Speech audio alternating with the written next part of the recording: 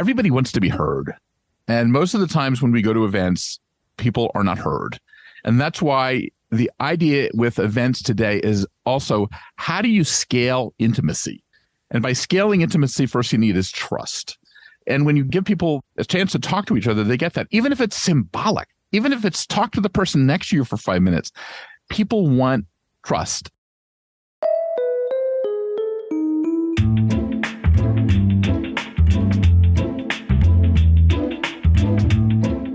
Welcome to No More Bad Events, a fun and insightful podcast for professional event organizers and for anyone at any level interested in producing nothing but the best events. Each week, we'll talk with legendary event professionals to get an inside look into what they think makes a great event. And in the process, we'll draw out insider secrets, non-traditional approaches, and compelling stories from the most captivating personalities in the business. We'll definitely get the skinny on reaching that one big goal: no more bad events.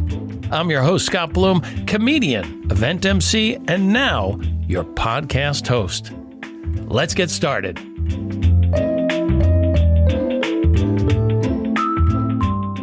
No More Bad Events is produced and presented by eSpeakers, the most trusted, easy-to-use, full-service online platform for finding, connecting with, and hiring the best keynote speakers, hosts, and presenters in the world.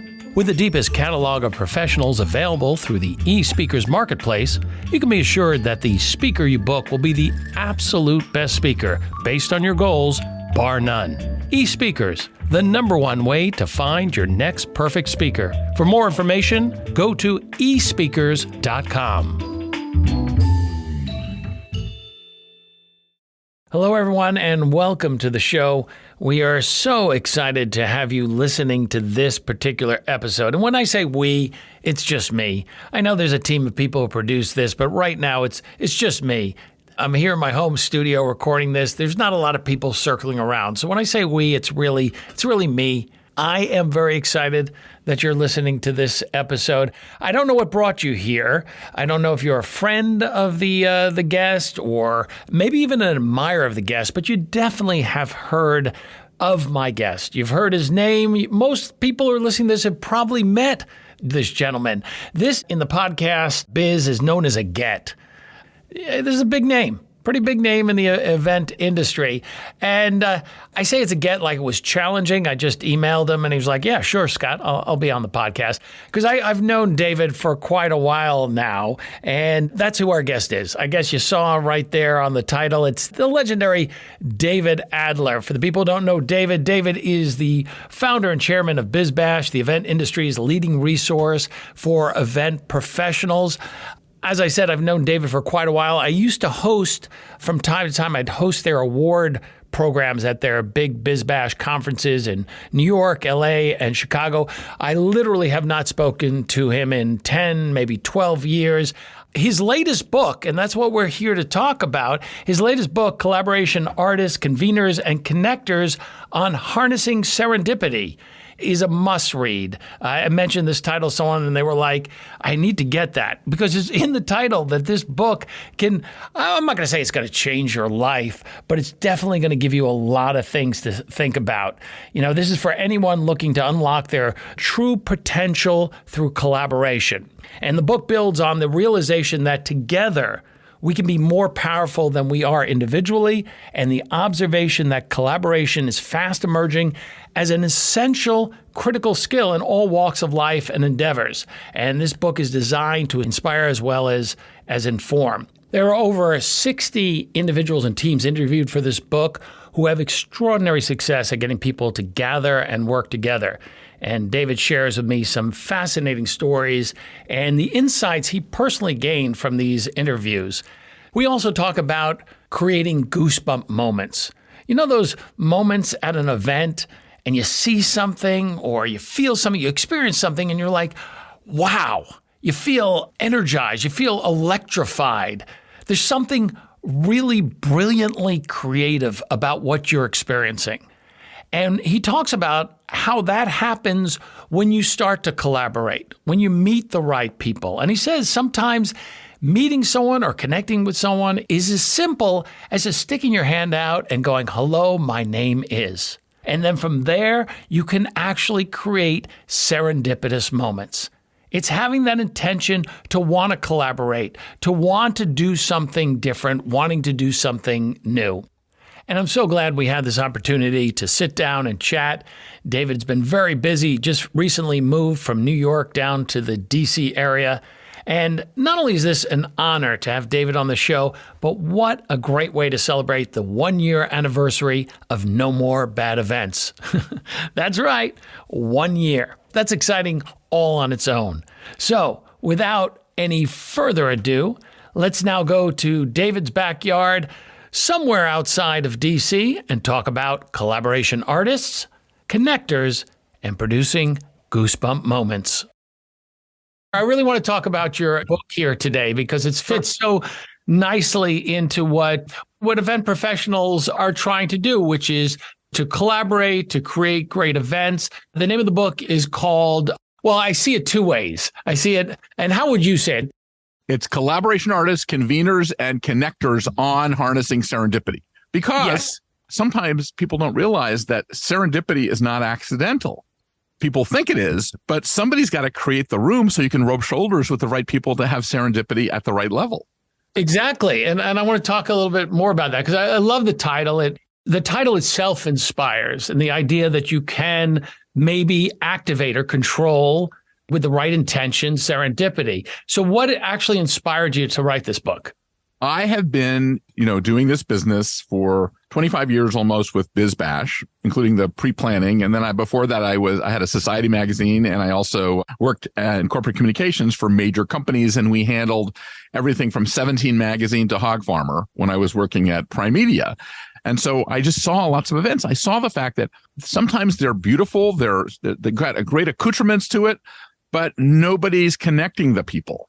It's like what you do when you're on stage is you are the collaboration artist that brings the room together. Nothing worse than an event where nobody connects with each other. So I believe that you have to have an experienced creator and a collaboration artist to make an event successful. And I wrote it because I was sick of watching people not doing it well. So I wanted to interview the people that knew how to do it well and make it simple, make it not too much to read, make it stories about people that you don't normally hear about. And it was truly an inspiring event for me to do. And it made me realize that I judge events more by the ROI of the events that I do now, that I go to, that I see, that I feel, are do I get goosebumps? We're in the goosebump business. I love that. That is what we need to be doing because that makes it different. That makes people want to go out. You can't and by definition, they're having goosebumps. They're feeling something, and they're feeling something. People move and take action when they feel something. Exactly. So a collaboration artist, even if you meet one friend at an event, if you talk to one person at an event, what I'm trying to do in this book is give everybody little tips that are very simple on what to do. I notice you do it. I do it. It's called Put Your Hand Out. Hello, my name is David Adler. Number 2, it's greet people at the door when you're giving a speech as opposed to waiting for the big reveal, because not only does it make the people come in feel connected, it makes you less nervous when you speak. Whenever I see a coat check line, for example, I will go out and start working the coat check line because I don't want people complaining about that first impression. Oh my God, this line sucks, or the bar line is too long. And I also do this other thing when I give speeches where I say, okay, it's not about me. It's about you, audience, and I want to activate the audience by letting them talk to each other. Nothing that people have not done in churches and synagogues forever. But I also say that the most powerful word in the English language is the word let's. Because whenever people get together, they say, let's go to lunch, let's go to dinner, let's hook up, let's start a revolution. So you want to get them, even if it's let's go talk later, that's the idea. And so you let them talk in the audience and activate that audience. Politicians make this huge mistake of not activating their audiences, except one of them, which I'm not supportive of.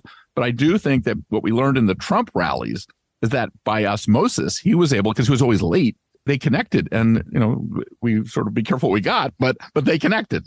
It's so funny because, because of the pandemic and we became so isolated, we started to realize how much we really need connection. And that is the center of everything, especially these meetings these days, because we are so isolated. that this gives us an opportunity to be in community, to connect to others. I looked up the definition of serendipity, which I'm sure you've seen many times, but the definition that I read was the occurrence and development of events by chance in a happy or beneficial way. And I also like this meaning, the gift of finding valuable or agreeable things not looked for. So I think we started talking about this, but I feel you feel that serendipity is something you can create or produce with the right intentions or mindset. So what kind of mindset, what kind of intentions do you need? I think that being a collaboration artist is an attitude. It's no different than the attitude that Bob Pittman had when he created MTV. He was the founder of MTV. He said, this is not just a bunch of music videos. This is a lifestyle. This is something that is all encompassing. So an event organizer, as somebody that creates the room to have the serendipity happens, is all purposeful. So everything about it, the psychology, the neuroscience, everything about it makes you want to talk to somebody else and democratizes a room. We talk about all this Guga decor that we see. All it does, it makes us so we're in the same plane and we're looking at this room and getting those goosebumps or being in amazement, and you can share it with the person next to you. It's kind of like, how do you democratize things? And that's what I like to do. There's another thing that I do. I've been very positive about this thing called Jeffersonian style dinner parties, where you bring 12 or 15 people into a room and you as the host control the entire conversation. But you don't do it. It sort of starts with me, then we, then us. But the me part is democratizing the room once again. And the question that I usually ask at this, imagine 14 people in the room. They're all professionals. They're all sort of hoity-toity in whatever their field is. And the question is, what was your first job and what did you learn from it? So all of a sudden, that captain of industry was scooping Rocky Road at Baskin-Robbins, and he learned more from that, from a customer service point of view, or the fact he never wants to do it again, than anything else. So it's all about sort of democratizing the room. And then once you feel and trust, you talk to each other, and then you get to the let's, which is the serendipity. I love that. So serendipity is creating moments that maybe wouldn't be there if you hadn't had that intention to create it. And that's where you're looking for the us, the we, the let's. I mean, the book itself was a collaboration project. Yep. I know you have two other authors, James, I'll probably get his name wrong. James Cornelison and Andrew Frothingham. They're brilliant, much smarter than I am. And James took all the music side. One of the things that I also do is I believe music is a great thing to happen at all events. And I like the idea of live music too, because you can riff with an orchestra. The orchestra or the band can talk to you in music, and music creates those goosebumps and it creates unexpected moments. So that's why I really think music is an important thing. When it's combined with the master of ceremonies, like what you do is perfect. I mean, that you riff with people, you make it, while it's scripted, it's also informal. And you're giving them the permission to interact. I mean, that's where we're going, I think, with events now, is to get them more interactive. You're seeing more speakers coming into the audience. In the book, you offer, an artful ways to unleash group power. So that's what we're talking about, group power. And I love this as a new superpower. I am Serendipity Man, power of group, activate. Well, I think that the event organizers don't realize how important they are. That we can imagine if we had a collaboration artist who was able to walk into Congress and they were a superstar and people listened to them and made people sort of connect in ways that you can't. And my whole thing with this is to celebritize the event organizer or the collaboration artist. So they become, how in the 70s, the chefs were in the back room. Nobody knew who they were. Now they're superstars and their food seems to taste better. Their food tastes better. Yes. If you could create a conference on climate and pull it off, I mean, that's a superstar skill. If you can create the World Economic Forum, if you can create something in your industry and you're the centerpiece of it, and it's all about leadership too. That what I hate also when I go to an event and none of the people organizing the event go into any of the rooms to hear the speakers. They're just getting rid of their power by not knowing their subject so well too. A lot of what you're talking about is making that choice, making that active choice to be a participant. Yeah, definitely an attitude. You got to speak with an array of different people. I think there were around 66 different people that you got to interview. You refer to them as collaboration artists. I assume that's a term you coined? I've been using that for the last 10 years, I think, and it resonates a lot because it is an art. There's a science to it. There's biology and neuropathy and all that. There's everything. So we're like little collaboration artists. In fact, I have this thing called Collaborate America, where we offer awards to collaboration artists. And the actual award is a baton, an orchestra leader baton. And it symbolizes the fact that you are controlling things, and that a good event organizer is the mayor of his community. Whether it's, when you're at a show, you're in charge, whether someone else is actually in the back doing stuff, but you're out there in the front. So you have to, on the fly, decide what to do at any moment. And you're setting the tone too. You're talking about democratizing, a group, but someone has to set that democratic tone to say, hey, right. we want to hear from all of you. We want you all to engage. When you were speaking to or interviewing these folks, what do you think was the common theme among them? And did you have an aha moment? Like, you've always been involved in collaborative efforts, but with getting so many people in one situation talking about one thing, what surprised you? I think the one common denominator among all these people is they all had PMA, positive mental attitude. And they were passionate about their audiences. And, events are the most stressful business in the world because it's about public failure. I mean, most people, they do things, they fail privately. When you do events, you fail publicly. So you have to have a lot of, grit in order to do it. And you have to be willing to pick yourself up off the floor when you make a mistake or something happens and go right back and, keep the show going. The creativity is unbelievable. The breadth of connecting people is everything from an orchestral leader to a political leader.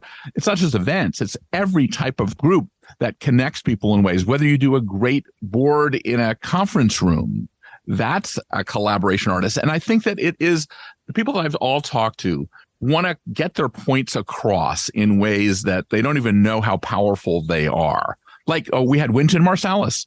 Wynton Marsalis talks about improv in jazz. And after each improv session, jazz people that are involved in that, they hug each other. It's a sign of respect. And that's what I learned, that it's these symbolic things that are really important. It's putting your hand out. It's saying hello. Danae Blanc, she does a dinner party, a pop-up dinner party for 4,000 people all around the world. People don't know where it's going to be till the morning of. Is that the white party like they have at Lincoln Center? That's the white party in Lincoln Center, but they do it all around the world. There's 1 million people on the waiting list for it. So that you can see that there's a pent-up demand for people to connect. And what happens at each one of these tables is that there's individual creativity because the people have to bring their own centerpieces. And it's a combination of entertaining. Being a guest is also good. Jason Alexander, whom I interviewed to the book, he collaborates with his audience in previews and he watches them. He watches to see if they'll stand up, whether they'll leave, whether they'll be on their phones. And he basically has a scientific connection with the audience, and he feels what's happening from when he directs on stage. He also makes the players and the team feel trust first, that they're in a safe space. Hervé Sedki, who runs Emerald X, which is a big trade show company, he rewards failure. Because as a collaboration technique, because we all fail at everything, but he actually gives them money if they fail, but they have to tell the truth about what happened and what the failure was about. Talk about expanding past what you think is safe, going beyond, the limits or the risk of embarrassment. And that's something I haven't ever heard of that before, but that's something that really encourages people. Take chances. If you fail, you don't fail. There's a prize. We all fail. If you notice, even the spacecrafts, it took them forever. I mean, how many times do you get to the moon without having a bunch of problems before you get there? Because you never know. You don't want to have them, when you're there. You want to constantly be improving. So there's a lot of failure. I think that passivity and boringness is the enemy. Would you say no more bad events? Boredom. Yeah. Boring is the antithesis of what a good collaboration artist does. And, your title of your podcast is exactly what we're trying to do. What is a good event? A good event connects you. A good event gives you an ROI. I interviewed Deborah Zake, who is 100 years old. She runs Rancho La Puerta in Tecate, Mexico. And it's been a spa I've been going to for many, many years. And she says her ROI is one friend that you meet. And what she does at dinner is make sure people sit at different tables every single night to create this serendipity effect. Capricia Marshall, who is the former chief of protocol and the social secretary under the Clintons, uses a concept called soft power. Soft power is the most important thing. We remember when going to the hallways meant nothing. Now the hallways are everything. It's the conversations that having outside the big room that are important. And she talks about how hard power plus soft power equals smart power today. We, even at the State Department, when I was a voluntold and I worked there through some of my time at BizBash, we even move the antiques around for when a visiting dignitary comes so that the conversations can be based on a common denominator. We had Charlie Palmer I interviewed. That's also about the chef is becoming the collaborator in chief now and everything about it. In fact, at our opening party, the New York Times did our opening party a few weeks ago, and it was actually a presentation. And I was talking to the caterer and we decided, you know who's collaborating more than anything? Like peanut butter and jelly have been working together forever. So food becomes the metaphor for a good collaboration. So I started my whole talk with how, downstairs you're going to have bagels and lox and you're going to have PB&J. PB&J. It's like, it is the symbol. It's the metaphor of collaboration. And I love that, when we're talking about collaboration, there's a lot of feel-good moments, not just for the audience, because when you're mentioning Jason Alexander or Wynton Marsalis, where everyone was hugging each other, everyone was having a good experience. So it's not just for the event professional to have a great ROI, but to have their team have a great experience. So are you saying that serendipitous moments of creativity might not have shown up if people haven't, collaborated or had that intention? Thoughtfulness, I think thoughtfulness, it really comes down to thoughtfulness.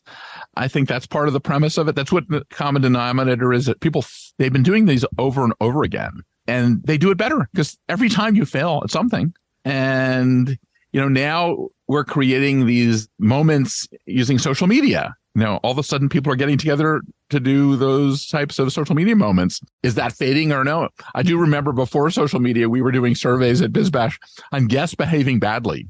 And they used to, before social media, they would like steal food and drinks. And now they're so busy doing social media, they don't have time to steal the food or the drinks. Oh, interesting. And get so drunk that they're like falling on the floor because they're so busy doing their social media.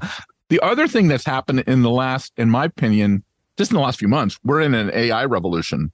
So when you talk about content, people want to go for content, but now with events, contact is king. Content is a commodity. You can get the content in 3 minutes on ChatGPT now, but you cannot sit next to you at a dinner party and get to know you and connect with you about all these other things when you get to the let's part. And so contact is king.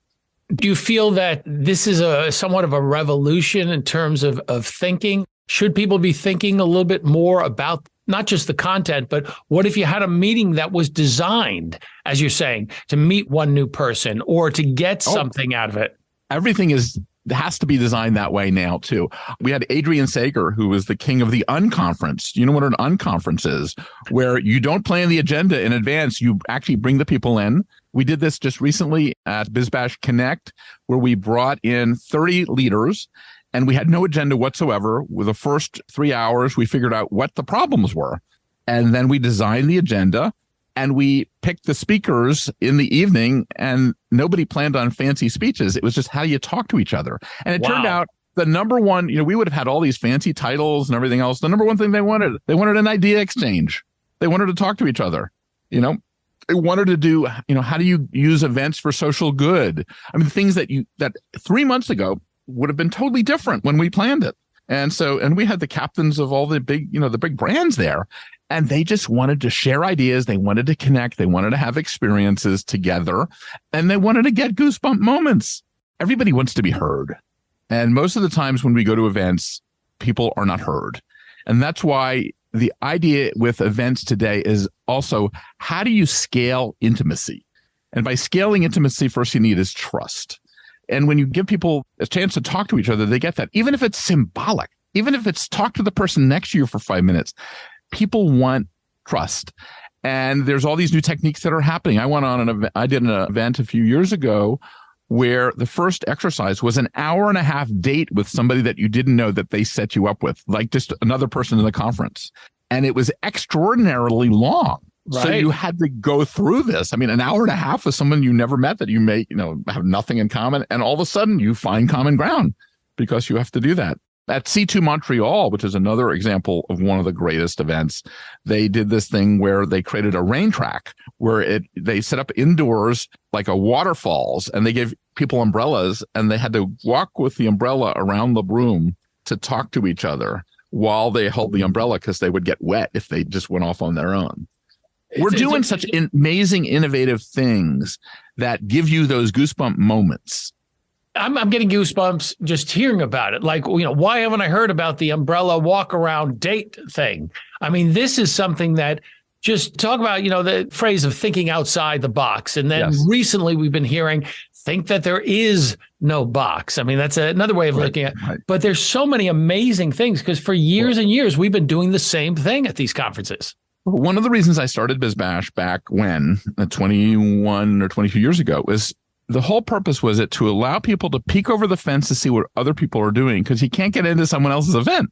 And when you get that competition, it's amazing. And using pictures, we did pictures before Pinterest. I just picked one up where in 2000, somebody did a live human sign-in board. So you have these two almost naked people and you sign your names on them. Oh, really? It was crazy. Human. Oh, wow. Wow. I don't know if we can get away with that now, but there was another really awful idea at an event in Chicago where some art organization decided to put the cheese on the ceiling on hot lights and you caught it with your cracker as it melted from the ceiling. Talk about a terrible idea. But it did make me talk about it 20 years later. Yeah. Well, you have some great stories in the book. How about if I just give you like a headline, you give me a quick synopsis of what it was? What about this one? There was an innovator who moved the action off the stage and into the hallways. Why did that happen? And was that a fluke or was that planned? No, that's the typical trade show guys because they found out that people don't connect in the big room. So you have to actually plan for. That's why people are doing great breaks now, and they have all this fancy food it's really weird in the breaks to get people to talk to each other. And so that was a pretty common one by a lot of people to get the thing out of the main hall and go into the hallways. And I think that's happening over and over and over again. We talked to Andrea Sullivan, who's a neuroscientist. She's not a neuroscientist, but she's an expert in all this stuff. She says even the centerpieces balance the neuron in the brains because of the flowers. And she talks about there's a magnetic field around us that connects us that we don't even realize. That's why we have emotional contagion. Which is when you feel someone else's energy. Yeah. You unconsciously, you're empathetic or you're feeling what they're feeling. Yeah, it's emotional contagion, she calls it. There's also all sorts of states of mind in terms of where we are. I used to call her all the time for all my advice. I think everyone should have a neuroscientist on their team. I think everyone should have a collaboration artist on their team because it is absolutely a critical component. I mean, you probably offer that free with all of your services because you're naturally a collaboration artist. And most people who are good are, but there are a lot of people that aren't. I believe that you should have music at even those boring medical conferences on stage. When you say music, are you talking about like a DJ or are you talking about band, like a 4-piece band? Because it fires the brain. And just for walk-ons and walk-offs. Oh, absolutely. When, my job is always as MC or speaker, but I act as a producer too. I'm there constantly because at some level, I've been to a lot more conferences than the people who are organizing it. So I see what works. So I'm that conduit of new information. And even something as simple, I'm amazed. I thought it was just common knowledge. You'd want to have walk-up music, walk-down music. You need that transition. You need that little boost. There's all these new ways of connecting people. And it's all it is about stimulating the brain so that the memories come back. There's a guy that I also had in the book, Jonathan Stefford, who is the cultural affairs attaché at the New Zealand embassy. And one of the things he does when he has an event at his embassy is that they open the doors and they cut the grass right before and they put a barbecue up. And people walk in, they have this incredible smell of cut grass and the barbecue smell. And it takes the New Zealand sort of feeling to another degree. He also, from a soft power point of view, they all carry around these little pins in their pockets and they all wear them. And when someone says, oh, that's a nice pin, they take it off and they put it on the person. And it's a real sign of connecting. So it's all this soft power stuff that we think is so simple. But diplomacy is very much about what a collaboration artist does, because it's all about how do you get from here to there and not know the navigational path. And you got to figure it out.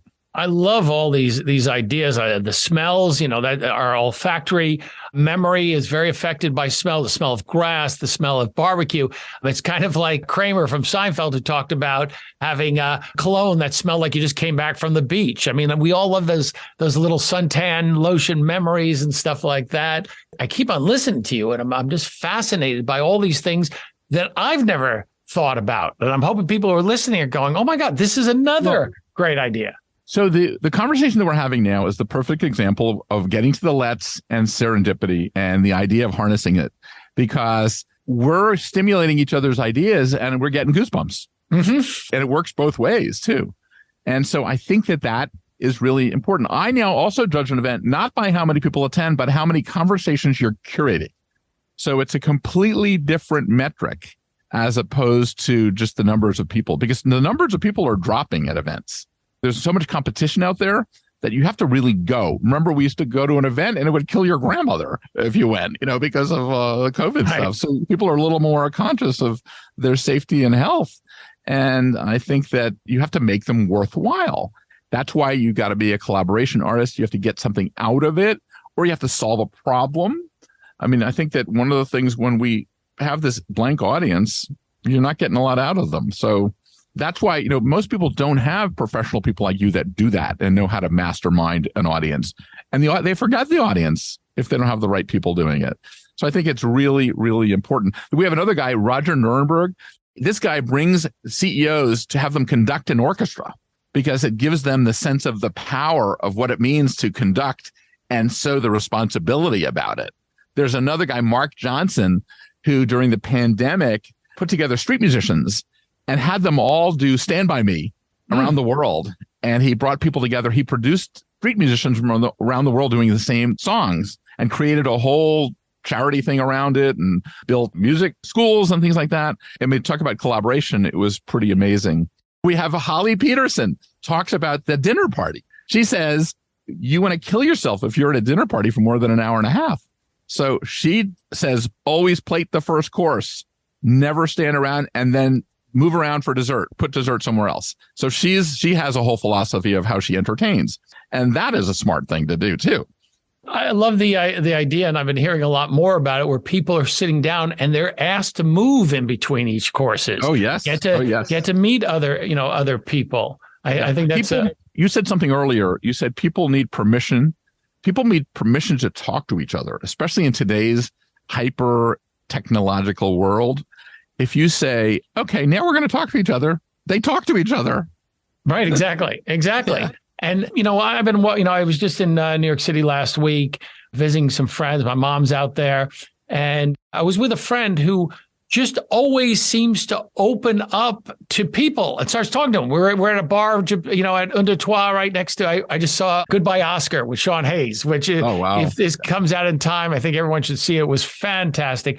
But we just started talking to a woman, and that's, that is kind of New York City. I live in LA. We're so isolated. Talk about the antithesis of connection. But being in New York, waiting for a train and talking to someone and finding out, oh, wait a second, they worked at a company that I used to do work. Oh, the same people. It's making an effort to not only just to connect, but to speak up, to not be afraid, to want to meet people. Yep. That hello, my name is David Adler thing is really hard. But you have to plan for introverts too. Some people really have a hard time with it. So what advice would you give event professionals who are just starting to explore collaboration and serendipity in their work? Well, besides buy the book at Amazon, definitely buy the book. I'm definitely going to buy the book. It's really a fun read. It's just don't be locked into the logistics. They're expecting the logistics to be perfect. The art comes in how do you connect the people, and how do you make it so that the ROI is personal, that you identify why the attendee is coming and understand the journey of all the different stakeholders. I hate to use the lingo like stakeholders. Stakeholders, yeah.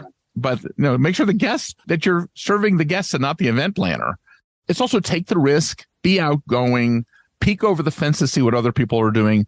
Go to things that are not connected to the event world. Go to the opening. Go to that show that you just saw with Sean Hayes, because that's going to stimulate more thinking than anything you can ever do in the event world. Yeah, what I think the future is going to be? is, and this is a secret I want to give away, is that I think the future is going to be on, instead of editors, you're going to have curators in chief, who are going to take groups of people and not teach them about the event industry, but they're going to teach them about that great new tasting restaurant that just opened up, or that great new opening night of this great show, or this experience. You're going to go to the ice cream museum before anyone heard of the ice cream museum. And those are the people that you're going to pay to want to know. A concierge, your own personal concierge, your personal but at curator. A high level. So somebody that, that we all have the friend that, oh my God, how does he know everything? That is gold today. I like that as even, a collaborator concierge, a collaborator curator who will give you the experiences that they think you need, but it's always to open up your mind, to see things a little differently, to explore your potential, because that's what we're really talking about, is going beyond our self-imposed limits. And it's fun. Yeah. Fun is not a 4-letter word. No, it's not. It's not. It's a 3-letter word. Yes. But I really enjoyed this conversation.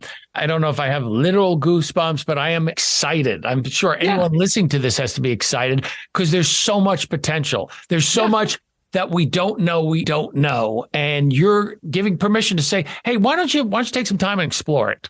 We're giving the antidote to your title of we're giving the reason, no more bad events. This is about no more bad events. Totally. That's the takeaway. You don't have to do bad events. You can do great events, and you can do fun events, and you can do events that inspire and that become parasocial relationships. I don't know if you know about that word that Ben Parr talks about in his book, Captivology, that now we're in a parasocial world where we're more intimate with Kim Kardashian than we are with our best friends. And so events are also becoming parasocial. So South by Southwest, you think you're hipper. TED, you think you're smarter. World Economic Forum, you think you're more important. I mean, it's so you want to go to these, and they become your friends in a sense. So, I love that idea of bringing in more friends, bringing in more people that can enrich your lives. And I hope people do pick up the book and find new ways to approach the unconference, produce events where they're not just the audience and the people on stage, that there's probably a new term for that, as well. It's about integrating. It's about connecting. It's about having a more fulfilling experience in not just events, but, just in life. Well, thank you again, David. It was so good to see you again. It's been years and years. Congratulations on all your success. Congratulations on the book. And congratulations on this new chapter that you seem to be moving into. Thank you very much. Thanks, David.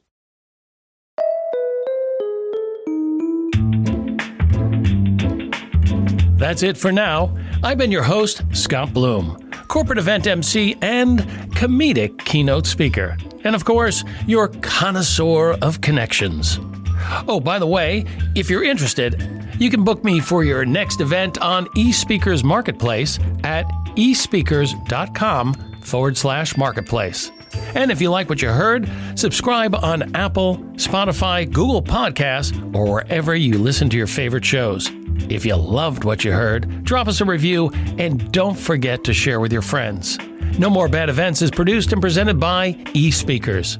Thanks so much for listening. Now go out and make your event a great one.